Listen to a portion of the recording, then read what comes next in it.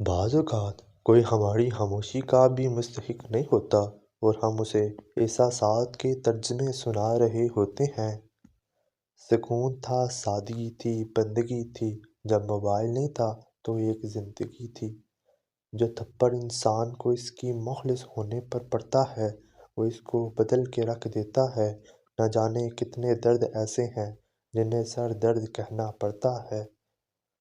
اگر کوئی شخص زندگی میں آپ کو عزت نہیں دے سکتا تو یقین جانیں وہ کچھ بھی نہیں دے سکتا۔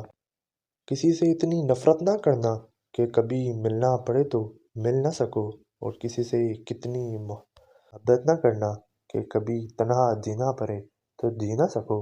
میں نے کہا مجھے لگتا ہے اللہ مجھ سے ناراض ہے، تو جواب آیا اللہ جس سے ناراض ہوتا ہے وہ یہ فکر ہی نہیں کرتا۔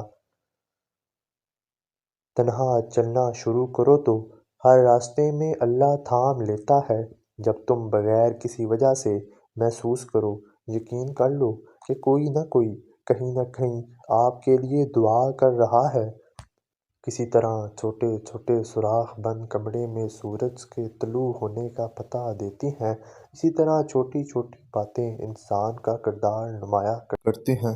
نفرتیں تو انسان کا بنایا ہوا ذاتی مسئلہ ہے، ورنہ قدرت تو محبت کا درس دیتی ہے۔ جتنا سوچو گے اتنی اذیت میں رہو گے۔ یا تو اپنے آپ کو مضبوط کر لو یا مصروف کر لو۔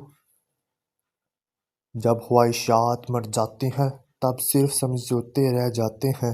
پھر چاہے آپ خوش ہوں یا اداس کوئی فرق نہیں پڑتا۔ اگر کوئی ہاتھ چھڑائے تو چھوڑ دیں کریں، مسکرانے پر شروع اور رلانے پر ختم۔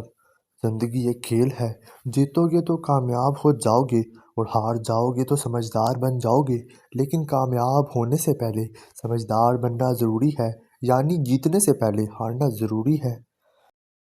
تعلیم یافتہ تو ہر کوئی ہو جاتا ہے، پر شعور یافتہ کوئی کوئی بنتا ہے۔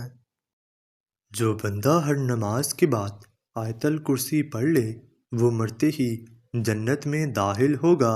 جب یقین ٹوٹتا ہے تو سب سے پہلے زبان چپ ہو جاتی ہے۔ مرد ہمیشہ عورت کی حیا اور شرافت سے متاثر ہوتا ہے۔ مرد اگر نظر انداز کرتا ہے تو اسے کال یا میسج نہیں کریں، کیونکہ جو آپ سے محبت کرتا ہے وہ آپ کو نظر انداز نہیں کرتا۔ جو جانا چاہتا ہے اسے جانے دیں۔ جانے والوں کو راستہ دیتے ہیں، واسطہ نہیں، اور لمبا ساتھ تو صرف خدا کا ہوتا ہے۔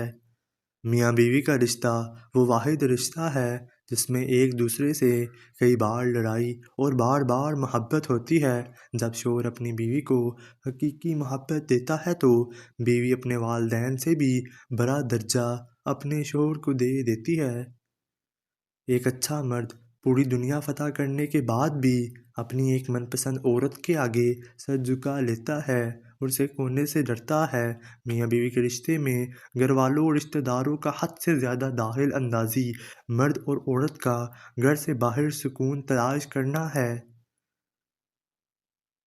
بیوی کے جائز بات یا اچھا مشورہ مان لینا رن مریدی نہیں بلکہ مرد کی اعلیٰ ظرفی کہلاتی ہے۔ تم دوسروں کے راستے کی رکاوٹیں دور کرتے جاؤ، تمہاری اپنی منزل کا راستہ آسان ہوتا چلا جائے گا۔ وہی لوگ انمول ہوتے ہیں جو پریشانی میں دلاسا دیتے ہیں، عقل کی بات کرتے ہیں، ہمیشہ تنہائی میں اصلاح کرتے ہیں، کوئی بھی لالچ نہیں رکھتے۔ ایسے لوگ قیمت سے نہیں بلکہ قسمت سے ہی ملتے ہیں۔ بیوی روٹی سالن کی طرح زندگی کی ایک ضرورت بن جاتی ہے، لیکن زندگی کی تکمیل ہمیشہ محبوبہ سے ہوتی ہے۔ تم اپنی اولاد پر تمام جہانوں کے خزانے پہ لٹا دو تو وہ قیامت کے روز تم سے دور بھاگ رہے ہوں گے، لیکن اگر تم نے ان کو قرآن پڑھا دو تو وہ تمہیں ڈھونڈتے پھریں گے۔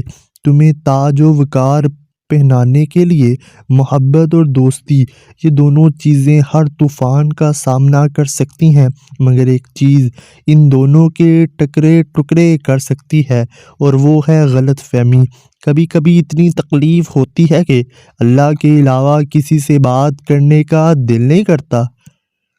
جب تم پر کوئی سختی یا مصیبت آئے تو اپنے مخلص دوست سے ذکر کیا کرو، کیونکہ اس کے 4 نتائج نکلیں گے: یا وہ اپنے ذمہ لے لے گا، یا تو مدد کر دے گا، یا مشورے سے رہنمائی کرے گا، یا پھر دل سے دعا دے گا۔ غرور اور تکبر سے بچیں۔ کائنات کا پہلا گناہ نہ شرک تھا نہ کفر تھا، بلکہ پہلا گناہ یہ تھا کہ میں اس سے بہتر ہوں۔ خود کو اتنا مصروف لازم رکھیں کہ آپ کے پاس منفی خیالات، نفرت، پچھتاؤ اور ڈر، خوف وغیرہ کے لیے کوئی وقت نہ ہو۔